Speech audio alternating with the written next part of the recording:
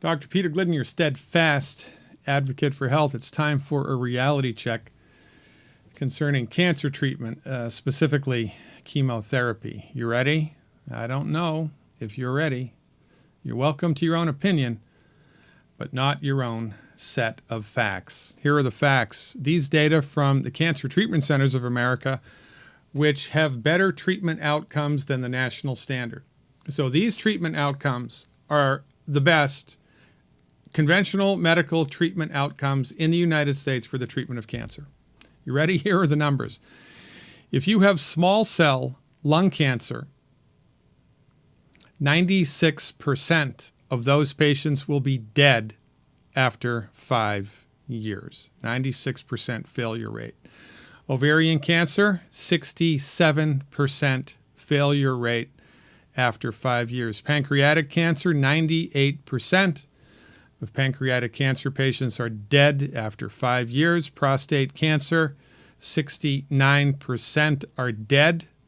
Rectal cancer survival, 91% are dead after 5 years. Stomach cancer, 98% are dead after 5 years.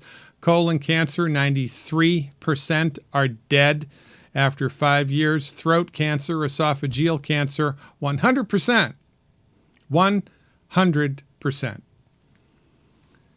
of patients diagnosed with this cancer are dead after 5 years. Non-small cell lung cancer, 96% dead. Kidney cancer, 92% dead. It is a dead end. The treatment train is off of the tracks, over the cliff, in a ditch, in a swamp that's on fire. Conventional treatment for cancer does not work. And you don't even have to be a statistician to figure this out. Just ask yourself the simple question: how many people do you know that have been diagnosed with cancer? How many of them are still alive? Has it been more than 5 years?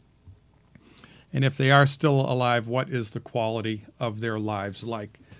Now, look, I'm a licensed naturopathic doctor, and people assume I'm against pharmaceuticals. I'm not. Thank God for insulin and lidocaine and the sterile technique. But I'm also a realist. Did you know this? That the only pharmaceutical that medical doctors get a piece of the action of is chemotherapy drugs. Did you know that? If your medical doctor prescribes a blood pressure medicine or a heartburn medicine or a pain medication, there's no kickback. But if your oncologist prescribes chemotherapy, there's a big kickback. And even though it doesn't work, this is why it's rolled out. It is a gigantic moneymaker.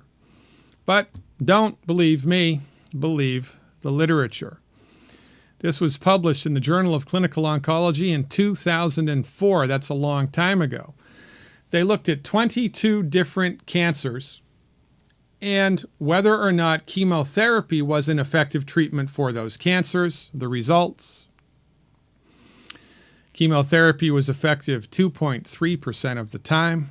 The conclusion was, it is now clear that cytotoxic chemotherapy only makes a minor contribution to cancer survival. To justify the continued funding and availability of drugs used in cytotoxic chemotherapy, a rigorous evaluation of the cost-effectiveness and impact on the quality of life is urgently required. This was published, well, let's do the math, 15 years ago. And nobody pays attention because we've all been socialized to believe that the only people that know anything about medicine are the MDs. They have the secret decoder ring to all things medical, and everybody but them is a back-of-the-bus quack with substandard, ineffective, dangerous treatments. It's the reverse is true, as is always true in this arena.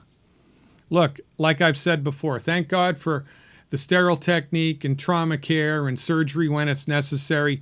That's the wheelhouse of the conventionally trained, allopathically oriented MD. Cancer and chemotherapy is a shell game. It does not work.